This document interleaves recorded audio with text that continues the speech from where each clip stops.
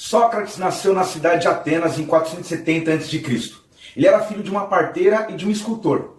E olha, mesmo sendo de família pobre, foi aquele que revolucionou o mundo do saber. Como eu falei, o pai dele era um escultor chamado Sofronisco. E se a gente for pensar na arte, que é esculpir algo, né? No caso do pai do Sócrates, que era um talhador de pedras, imagina, ele tirava uma pedra em estágio bruto na natureza e ele conseguia enxergar a arte ali dentro. E aí ele pegava os seus instrumentos de trabalho e começava a dar forma, tirar da pedra a arte, a escultura, o que é mais belo. Então veja, Sócrates ele vai levar isso também para a sua filosofia. Quando ele conversava e dialogava com seus discípulos ou com qualquer pessoa que ele parasse para dialogar, seja um escravo, um comerciante, um general do exército, qualquer pessoa que ele não fazia acepção de pessoas, quando começava uma conversa, ele já buscava dentro daquele ser humano a essência. Ele queria que as pessoas tirassem de dentro delas a resposta de algumas perguntas que ele gostava. Mas é importante também a gente falar da mãe de Sócrates, que era uma parteira. Do grego, maieutike, que significa parto, né? Ela vivia disso. E se você for pensar também na filosofia de Sócrates, tem essa particularidade. A mãe de Sócrates, de certa forma, contribuiu para ele pensar nesse tema filosófico, que vai dar origem a esse saber, a busca incessante pelo conhecimento. E aí a gente vai falar um pouquinho, então, desse Sócrates, que é, na minha visão, um dos grandes intelectuais, um dos grandes nomes que viveram nesse planeta. Mesmo não escrevendo uma página, não escreveu nenhum livro, né? Tudo que a gente conhece de Sócrates vem dos seus discípulos, principalmente Xenofanes e Platão, o seu grande discípulo. Mas, gente, falar de Sócrates é pensar em um jovem que circulava pelas ruas de Atenas e vivia na famosa Ágora. Foi onde aconteceu o início da democracia em Atenas. Era lá que aconteciam as discussões sobre a política da cidade. E é importante pensar nesse tempo, porque a gente nem gosta de falar de política, né? Mas quando a gente pensa na Grécia Antiga, política vem de organização da vida na cidade. Imagina, as pessoas vão começar a pensar qual que é a melhor cidade para viver. A cidade mais justa, né? A cidade mais bela. Então vão pensar na prosperidade da cidade e isso acontecia em caloradas discussões, em diálogos profundos, e isso tudo nessa praça pública chamada Ágora, onde acontece o início da democracia e também do saber filosófico. Sócrates era um desses que estava ali dialogando com as pessoas, falando um pouquinho sobre o futuro da cidade, o que seria uma cidade justa e perfeita. Sócrates ele vivia aqui, espalhando a incerteza, e ele gostava de perguntar às pessoas: o que é a virtude? O que é a justiça? O que é a moral? Se você for parar para pensar nessa pergunta, ela não é tão simples de ser respondida. Se eu pergunto para você, o que é amor, por exemplo? Lógico que você vai pegar todas as suas vivências e experiências para tentar me explicar. Mas lembra que eu falei para você anteriormente do pai do Sócrates, que é um talhador de pedra. Ele vai tirando tudo que não é arte, mas ele já enxerga a essência. Sócrates era desses. Ele não se contentava com as respostas e sempre perguntava ainda mais. Justamente para as pessoas também começarem a perceber que aquilo que elas trazem geralmente são as opiniões. E nossas opiniões são carregadas de juízos, de valores e também de preconceitos. Ou seja, o que nós sabemos, né, das nossas opiniões vem daquilo que a gente aprendeu com os nossos sentidos. Visão, audição, tato, paladar e olfato. Os nossos sentidos fazem com que a gente tenha uma noção sobre a realidade.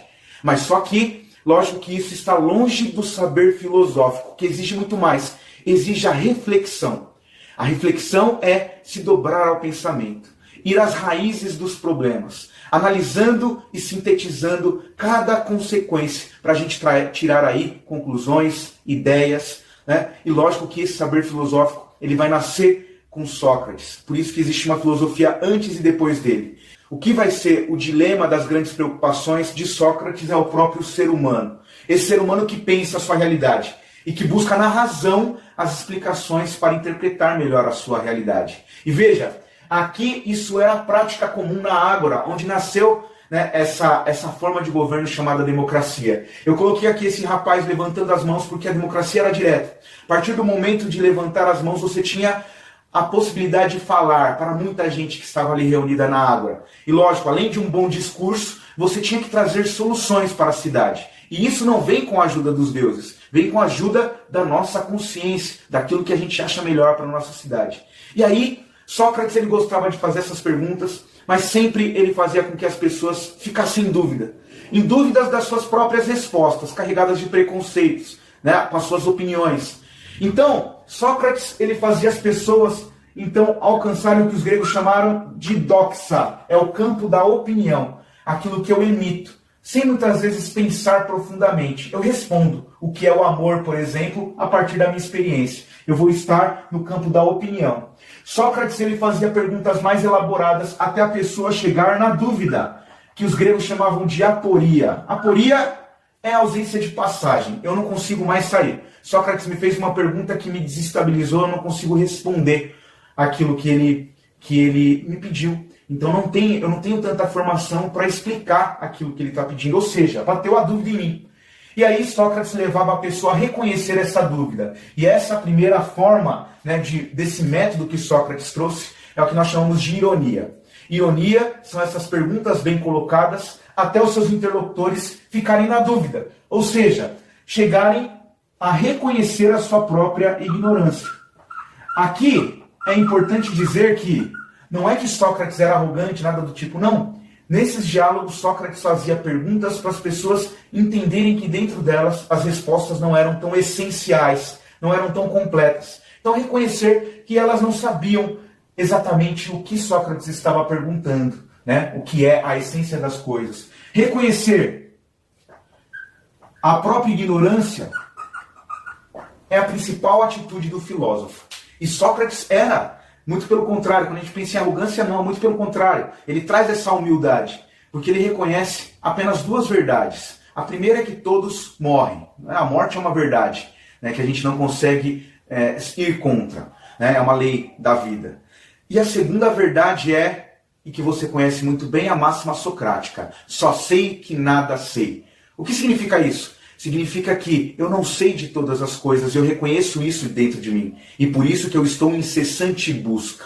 Então, essa é a atitude do filósofo. Entender e reconhecer a sua própria ignorância. Nunca vamos saber de todas as coisas, de todos os lugares, em todos os tempos. A gente precisa reconhecer isso dentro da gente, porque aí a gente dá o próximo passo. A partir do momento que eu reconheço que eu não sei, eu vou buscar o que os gregos chamavam de episteme, e que Sócrates fazia muito bem. A episteme é o conhecimento. Então eu saio do campo da opinião e chego ao campo do conhecimento. Sócrates fazia as pessoas despertarem para esse autoconhecimento. A partir do momento que eu não sei, eu passo a ser um buscador como o filósofo. E aí nós temos essa atitude do filosofar, que é a prática comum na cidade de Atenas no tempo de Sócrates. E lógico que muitos professores vão se aproveitar disso, professores de filosofia. Os famosos sofistas, aqueles que ajudavam, né, os políticos a discursarem bem, a ter uma boa comunicação e oratória, e que eles pudessem ali, de certa forma, convencer com seus planos e projetos. Mas Sócrates, ele denunciava a prática dos sofistas. Para ele, o conhecimento ele não pode ser vendido. Por isso ele chamava os sofistas de prostitutos do saber. Né? Ele mesmo era uma pessoa, né, que compartilhava os seus saberes com todas as camadas, e lógico, entre os seus discípulos estavam as pessoas mais pobres, que estavam querendo ter acesso não só ao conhecimento, mas também à participação na vida política, e essas conversas levavam muitas pessoas a transformarem o seu senso. E é por isso que Sócrates também era muito perseguido na Ágora. Tinha uma classe dominante chamada Eupátridas que começasse a perseguir Sócrates, e por isso ele foi julgado e condenado, no ano de 399. Os juízes que condenaram Sócrates à morte, sim, ele foi condenado a tomar um veneno chamado cicuta, que tirou-lhe a vida. Os juízes colocaram na sentença que Sócrates ele corrompia a juventude com a sua filosofia e pregava falsos ídolos em Atenas. Uma sentença sem cabimento, justamente porque a preocupação de Sócrates não era falar de deuses e de ídolos, muito pelo contrário, era tentar buscar na própria intelectualidade, na razão humana, as respostas para o dia a dia na cidade. Então veja, foi injustamente condenado, isso no ano 399, mas antes de tomar o veneno que tirou-lhe a vida, ele olha para os seus juízes e diz o seguinte: chegou a hora de partir-me de vós e de irmos, eu a morrer e vós a viver. Quem leva a melhor parte, vós ou eu? E aí ele toma o veneno. E a gente sabe quem leva a melhor parte, não é?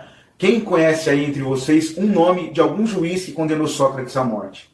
E hoje nós estamos aqui, milênios depois da vida desse filósofo, para falar um pouquinho sobre a contribuição dele, não só para a filosofia, mas para o conhecimento de forma geral, a intelectualidade de forma geral. Então Sócrates ele vai revolucionar a forma de pensar. Hoje a gente está se debruçando para falar um pouco sobre ele. Eu espero que vocês tenham gostado. Só